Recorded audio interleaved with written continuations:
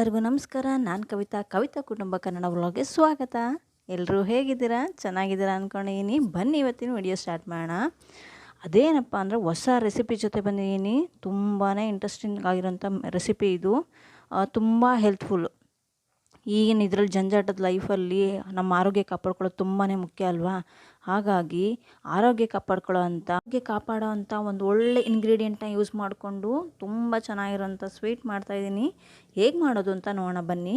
ಮೊದಲಿಗೆ ಒಂದು ಬಾಣಲೆ ತೊಗೊಂಡು ಅದಕ್ಕೆ 2 ಟೇಬಲ್ ಸ್ಪೂನ್ನಷ್ಟು ತುಪ್ಪ ಹಾಕ್ಕೊತೀನಿ. ತುಪ್ಪ ಕರಗಿದ ನಂತರ ಅದಕ್ಕೆ ಕಟ್ ಮಾಡಿ ಇಟ್ಕೊಂಡಿರೋಂಥ ಬಾದಾಮಿ ಹಾಗೆ ಗೋಡಂಬಿನ ಹಾಕ್ಕೊಂಡು ಫ್ರೈ ಮಾಡ್ಕೋಬೇಕಾಗತ್ತೆ. ಇದು ಕೂಡ ಗೋಲ್ಡನ್ ಬ್ರೌನ್ ಕಲರ್ ಬರೋವರೆಗೂ ಫ್ರೈ ಮಾಡ್ಕೊಳ್ಳಿ. ಆ ನಂತರ ಇದಕ್ಕೆ ಅರ್ಧ ಹಿಡಿಯಷ್ಟು ಎಷ್ಟು ಬೇಕೋ ಅಷ್ಟು ದ್ರಾಕ್ಷಿ, ಒಣ ದ್ರಾಕ್ಷಿ ಏನಿರುತ್ತೆ ರೈಸಿನ್ಸು, ಅದನ್ನು ಕೂಡ ಹಾಕ್ಕೊಂಡು ಫ್ರೈ ಮಾಡ್ಕೊಳ್ಳಿ. ಇದನ್ನು ಮಖಾನ ಅಂತ ಕೂಡ ಕರೀತಾರೆ, ತಾವರೆ ಬೀಜ ಅಂತ ಕರೀತಾರೆ, ಹಾಗೆ ಲೋಟಸ್ ಸೀಡ್ ಅಂತ ಕೂಡ ಕರೀತಾರೆ. ತುಂಬಾ ಹೆಲ್ತಿ ಇದು. ಇದನ್ನು ಡೈಲಿ ನಮ್ಮ ಫುಡ್ ರೂಟೀನಲ್ಲಿ ಬಳಸೋದ್ರಿಂದ ತುಂಬ ಹೆಲ್ಪ್ಫುಲ್ ಅಂತಲೇ ಹೇಳ್ತಾರೆ.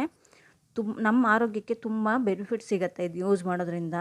ಈಗ ಫ್ರೈ ಮಾಡ್ಕೊಂಡಿರೋಂಥ ಡ್ರೈ ಫ್ರೂಟ್ಸ್ನ ಸೈಡಿಗೆ ಒಂದು ಬೌಲ್ಗೆ ಟ್ರಾನ್ಸ್ಫರ್ ಮಾಡ್ಕೊಳ್ಳಿ. ಆ ನಂತರ ಅಲ್ಲಿ ಒಂದು 100 ಗ್ರಾಮ್ನಷ್ಟು 1 ಕಪ್ನಷ್ಟು ಈ ಮಖಾನ ತೊಗೊಂಡಿದ್ದೀನಿ. ಅದು ಸ್ವಲ್ಪ ಸಾಫ್ಟಾಗಿರುತ್ತೆ.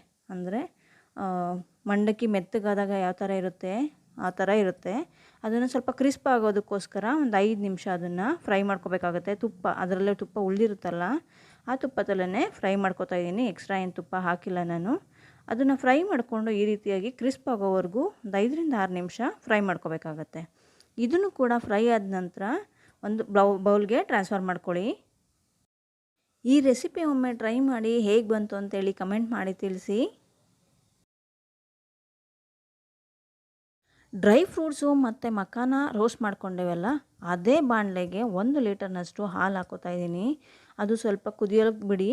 ಅದು ಏನಿದೆ ಹಾಲು 1 ಲೀಟರ್ ತೊಗೊಂಡಿರೋಂಥ ಹಾಲು 3/4 ಲೀಟ್ರ್ ಆಗೋವರೆಗೂ, ಅಂದರೆ ಸ್ವಲ್ಪ ರೆಡ್ಯೂಸ್ ಆಗೋವರೆಗೂ ಅದನ್ನು ಕಾಯಿಸ್ಬೇಕಾಗತ್ತೆ. ಆ ನಂತರ ಇಲ್ಲಿ ಮೊದಲೇ ಹುರಿದಿಟ್ಕೊಂಡಿರೋಂಥ ಮಖಾನನ ನಾವು ಸಣ್ಣ ಪೀಸ್ಗಳಾಗಿ ಕಟ್ ಮಾಡ್ಕೋಬೇಕಾಗತ್ತೆ. ಕೈಯಲ್ಲೇ ಈ ರೀತಿಯಾಗಿ ಪ್ರೆಸ್ ಮಾಡಿದ್ರೆ ಅದು ಸಣ್ಣ ಪುಡಿ ಥರ ಆಗೋಗುತ್ತೆ. ತುಂಬ ಪುಡಿ ಮಾಡಬೇಡಿ, ಪೌಡರ್ ರೀತಿ ಆಗೋಗುತ್ತೆ. ಈ ರೀತಿ ಅರ್ಧ ಮಾಡಿಕೊಂಡ್ರೆ ಸಾಕಾಗುತ್ತೆ, ಕೋರ್ಸಾಗಿ ಮಾಡಿಕೊಂಡ್ರೆ ಸಾಕಾಗುತ್ತೆ. ನಾನು ಆಗಲೇ ಹೇಳ್ದಂಗೆ ಮಖಾನ ತಿನ್ನೋದ್ರಿಂದ ನಮ್ಮ ಬಾಡಿಗೆ, ನಮ್ಮ ದೇಹಕ್ಕೆ ತುಂಬಾ ಬೆನಿಫಿಟ್ಸ್ ಇದೆ. ಇದು ನಮ್ಮ ಲಿವರ್ನ ಡಿಟಾಕ್ಸಿಫೈ ಮಾಡೋದಕ್ಕೆ ತುಂಬ ಹೆಲ್ಪ್ ಮಾಡುತ್ತೆ. ಹಾಗೆ ಬ್ಲಡ್ ಪ್ರೆಷರು, ಬ್ಲಡ್ ಶುಗರ್ ಏನಾದರೂ ಇದ್ದರೆ ಅದನ್ನು ಕೂಡ ರೆಗ್ಯುಲೇಟ್ ಮಾಡೋದಕ್ಕೆ ಹೆಲ್ಪ್ ಮಾಡುತ್ತೆ. ಆನಂತರ ಬೋನ್ಸ್ನ ಸ್ಟ್ರೆಂತ್ ಮಾಡುತ್ತೆ. ಮೇಯ್ನಾಗಿ ಕ್ಯಾಲ್ಶಿಯಂ ಕಂಟೆಂಟ್ ಇದರಲ್ಲಿ ಜಾಸ್ತಿ ಇರೋದ್ರಿಂದ ನಮ್ಮ ಬೋನ್ಸು ಸ್ಟ್ರಾಂಗ್ ಆಗೋ ಥರ ನೋಡ್ಕೊಳ್ಳುತ್ತೆ. ಹಾರ್ಮೋನಲ್ ಇಂಬ್ಯಾಲೆನ್ಸ್ ಆಗಿದ್ದರೆ ಅದನ್ನು ಕೂಡ ಬ್ಯಾಲೆನ್ಸ್ ಮಾಡುತ್ತೆ, ಮೇಂಟೈನ್ ಮಾಡುತ್ತೆ. ಮೇಯ್ನಾಗಿ ಇನ್ನೊಂದು ಏನಪ್ಪ ಹೆಣ್ಮಕ್ಳಿಗೆ ಬೇಕಾಗಿರೋದು ಅಂತಂದರೆ ಫೀಮೇಲ್ ಫರ್ಟಿಲಿಟಿ ಆಗೋ ಥರ ನೋಡ್ಕೊಳುತ್ತೆ. ತುಂಬಾ ಹೆಲ್ಪ್ಫುಲ್ ಮಾಡುತ್ತೆ ಇದು.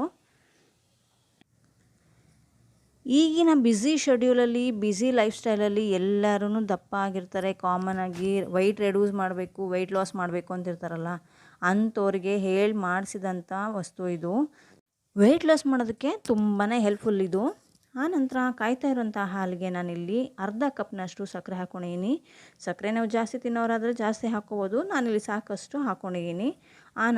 ಹಾಲಿನಲ್ಲಿ ಕೇಸರಿ ನೆನೆಸಿಟ್ಕೊಂಡಿದ್ದೆ, ಅದನ್ನು ಕೂಡ ಹಾಕ್ತಾಯಿದ್ದೀನಿ. ನಂತರ 2 ಟೇಬಲ್ ಸ್ಪೂನ್ನಷ್ಟು ಬಾದಾಮ್ ಮಿಕ್ಸ್ ಇತ್ತು, ಅದನ್ನು ಕೂಡ ಹಾಕ್ತಾಯಿದ್ದೀನಿ. ಒಳ್ಳೆ ಫ್ಲೇವರ್ ಕೊಡುತ್ತೆ, ಟೇಸ್ಟ್ ಚೆನ್ನಾಗಿರುತ್ತೆ ಬಾದಾಮ್ ಮಿಕ್ಸ್ ಹಾಕೋದ್ರಿಂದ. ಆನಂತರ ಇಲ್ಲಿ ಅದು ಒಂದು 5 ನಿಮಿಷ ಕುದಿಸ್ಕೊಂಡ ನಂತರ ನಾವು ಇಲ್ಲಿ ಪುಡಿ ಮಾಡಿಟ್ಕೊಂಡಿರೋಂಥ, ಅಂದರೆ ಸಣ್ಣದಾಗಿ ಪೀಸ್ಗಳು ಮಾಡಿಟ್ಕೊಂಡಿದ್ದೀವಲ್ಲ ಮಖಾನ, ಹುರಿದಿರೋಂಥ ಮಖಾನನ ಅದನ್ನು ಆ್ಯಡ್ ಮಾಡಿ ಇದನ್ನು ಕೂಡ ಒಂದು 5ರಿಂದ 10 ನಿಮಿಷ ಚೆನ್ನಾಗಿ ಸ್ವಲ್ಪ ಬಾಯ್ಲ್ ಆಗೋವರೆಗೂ, ತುಂಬ ಬಾಯ್ಲ್ ಮಾಡೋದು ಬೇಡ, ಸ್ವಲ್ಪ ಬಾಯ್ಲ್ ಆಗೋವರೆಗೂ ಒಂದು 5 ನಿಮಿಷದಷ್ಟು ಕುದಿಸ್ಕೊಂಡ್ರೆ ಸಾಕಾಗುತ್ತೆ. ಮಖಾನ ಹಾಕಿದ ನಂತರ ಹುರಿದಿಟ್ಕೊಂಡಿರೋಂಥ ಡ್ರೈ ಫ್ರೂಟ್ಸ್ ಏನಿದೆ ಅದನ್ನು ಕೂಡ ಮಿಕ್ಸ್ ಮಾಡಿಕೊಂಡು ಫೈನಲಿ ಇದಕ್ಕೆ ಮೊದಲೇ ಪುಡಿ ಮಾಡಿಟ್ಕೊಂಡಿರೋಂಥ ಏಲಕ್ಕಿ ಪುಡಿ 1/2 ಟೇಬಲ್ ಸ್ಪೂನ್ ಏಲಕ್ಕಿ ಪುಡಿ ಹಾಕ್ಕೊಂಡು ಮಿಕ್ಸ್ ಮಾಡ್ಕೋಬೇಕಾಗುತ್ತೆ.